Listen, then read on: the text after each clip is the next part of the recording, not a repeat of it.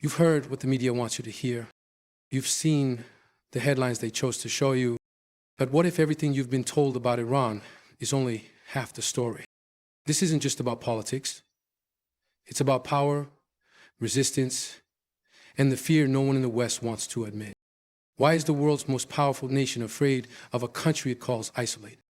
Why does the silence grow louder every time Iran rises? Because something is shifting. And in the next few minutes, you'll see what they won't dare to show. You'll hear a message that's been kept in the shadows until now. Stay with this, because by the end of this speech, you won't just understand why America fears Iran. You'll understand why that fear is justified, and why this moment, right now, might be the beginning of a new world order. Let's begin. In recent years, the geopolitical balance of power in the Middle East has been undergoing a subtle but profound transformation, largely due to Iran's rising military capabilities and strategic influence.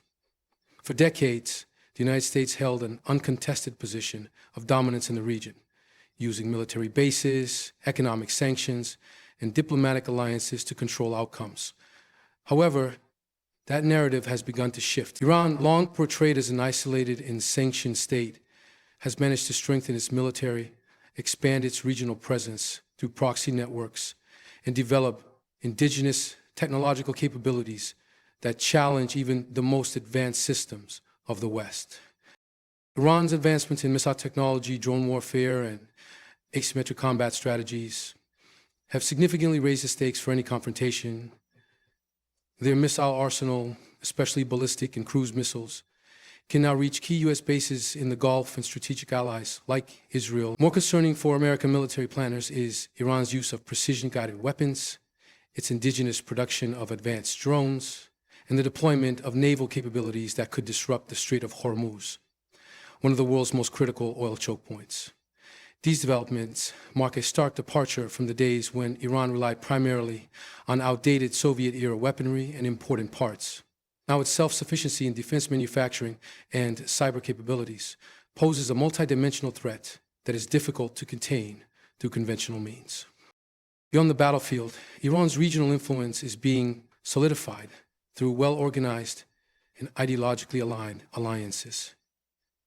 By supporting groups like Hezbollah in Lebanon, the Houthis in Yemen, and Shia militias in Iraq and Syria, Iran has created a web of influence that stretches from the Gulf to the Mediterranean. These actors are not merely proxies, but extensions of Iran's strategic depth. They serve as both deterrents and offensive arms, allowing Iran to counterbalance American and Israeli influence without engaging in direct warfare. This shift has turned Iran into a central node in a regional resistance axis, something that cannot be easily dismantled by economic sanctions or diplomatic isolation. The perception of Iran as a growing power is no longer limited to the Middle East. With China and Russia strengthening ties with Tehran, the country is now part of a broader anti-Western bloc that seeks to challenge U.S. hegemony on a global scale. This emerging multipolar order is unsettling for Washington, and it signals that the fear of Iran is no longer theoretical. It is strategic, calculated, and increasingly real. Western mainstream media has long played a central role in shaping public perception of global conflicts, but when it comes to Iran, there is a noticeable pattern of selective silence and narrative distortion. While news outlets are quick to highlight Iran's internal struggles, protests, or the latest round of U.S. sanctions, they rarely cover the country's strategic victories, diplomatic achievements, or growing influence in the region. This selective reporting creates a one-dimensional portrayal of Iran as a nation on the brink of collapse, which serves political interest, but misrepresents the real dynamics on the ground. The truth is that Iran, despite facing intense pressure, has managed to assert itself as a formidable geopolitical player, and this reality is often kept out of public view. One of the clearest examples of this media silence is the success of Iran's regional alliances. Tehran has cultivated deep relationships with non-state actors and sympathetic governments across Iraq, Syria, Lebanon, and Yemen. These alliances have enabled Iran to build a strategic arc of influence that stretches across the Middle East, effectively surrounding key U.S. allies. Yet, instead of analyzing how Iran has achieved this complex web of influence, media narratives often dismiss these developments as rogue terrorism or destabilizing interference, ignoring the calculated and strategic nature of Iran's foreign policy. Moreover, Iran's ability to withstand and even adapt to crushing economic sanctions is a critical story that receives minimal attention. While headlines focus on the hardship imposed on ordinary Iranians, there is far less discussion about how Iran has diversified its economy, deepened its trade relations with countries like China and Russia, and invested heavily in self-sufficiency across key industries. The media rarely explores how these adaptations reflect not only resilience, but also a long-term strategic shift that undermines the efficacy of Western pressure. Another critical blind spot is Iran's growing presence in international diplomacy. Its involvement in multipolar forums like the Shanghai Cooperation Organization and its increasing economic cooperation with the BRICS nations signal a pivot away from Western dependency. These developments pose a direct challenge to the unipolar world order championed by the United States, yet they are often relegated to the margins of mainstream coverage or ignored entirely. This absence of nuanced reporting contributes to a misinformed public and protects dominant narratives that cast Iran as a perpetual adversary, rather than a rising regional power with global reach. The United States and its allies have long relied on economic sanctions as a primary tool to weaken Iran's political stability and economic infrastructure.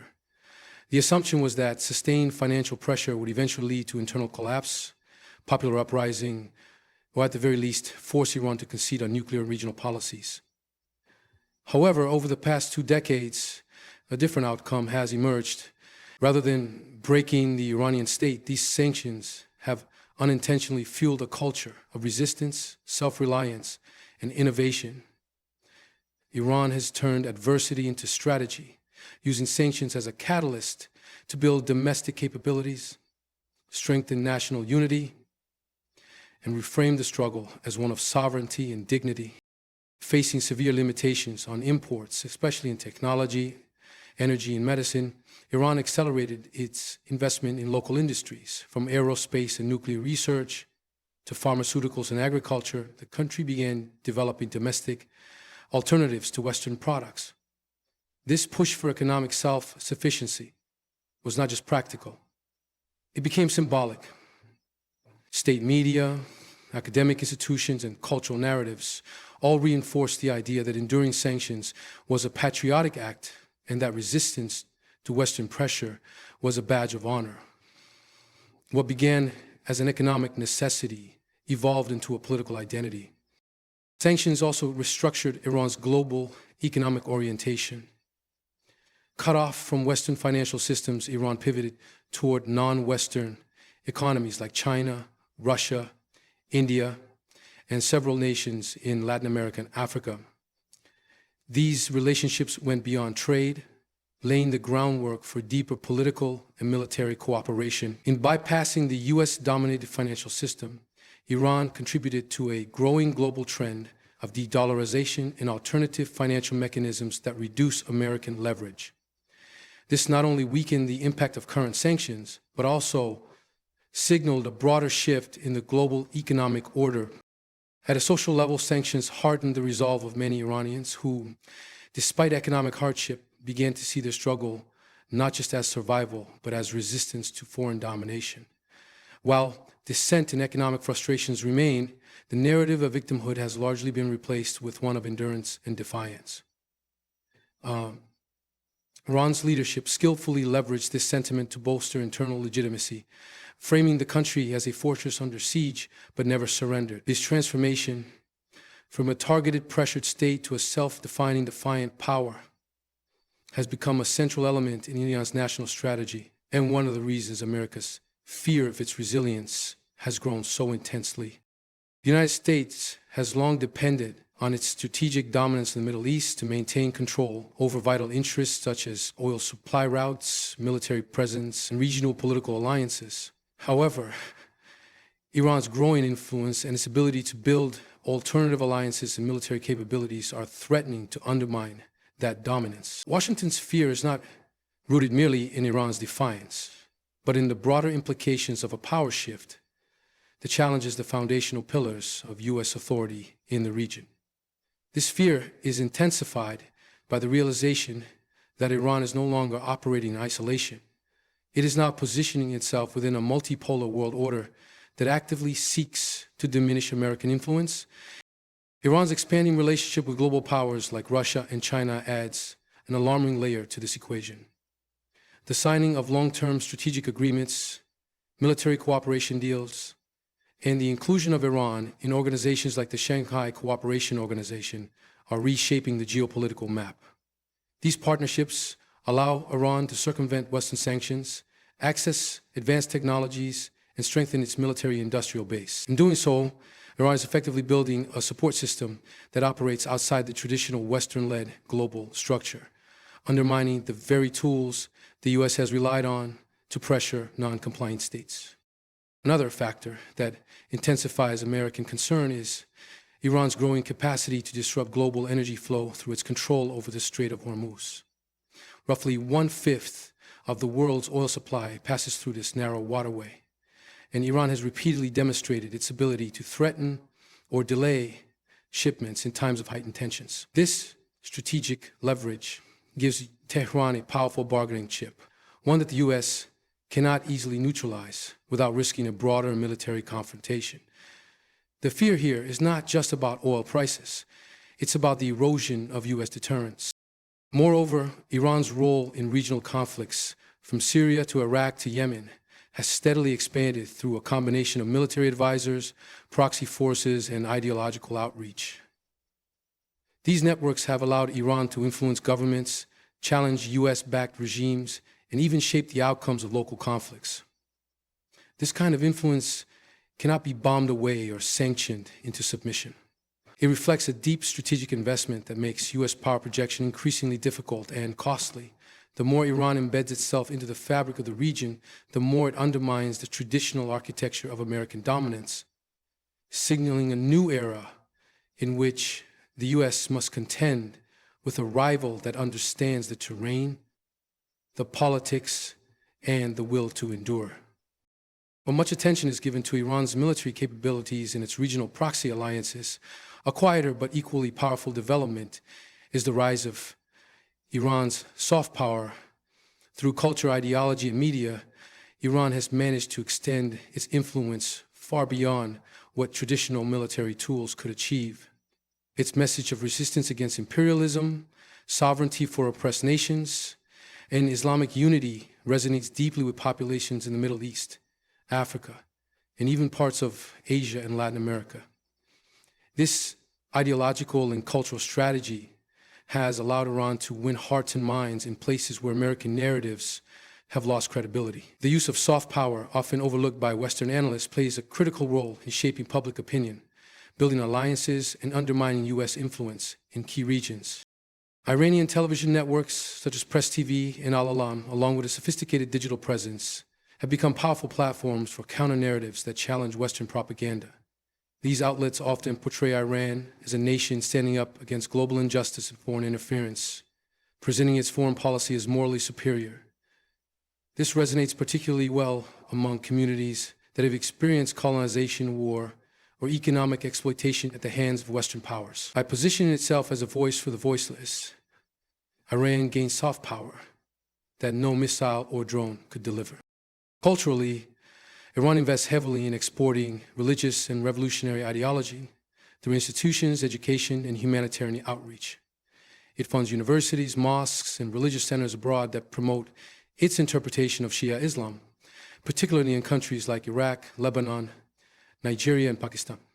These efforts are not merely religious, they are deeply political. They create transnational identities and loyalties that align with Iranian geopolitical interests. The resulting networks are hard to break because they are built on shared beliefs, not just political agreements.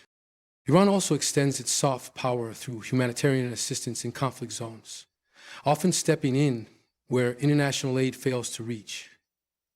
By delivering medical aid, food, and infrastructure support in countries like Syria, Lebanon, and Yemen, Iran fosters goodwill among local populations and further undermines the image of the U.S.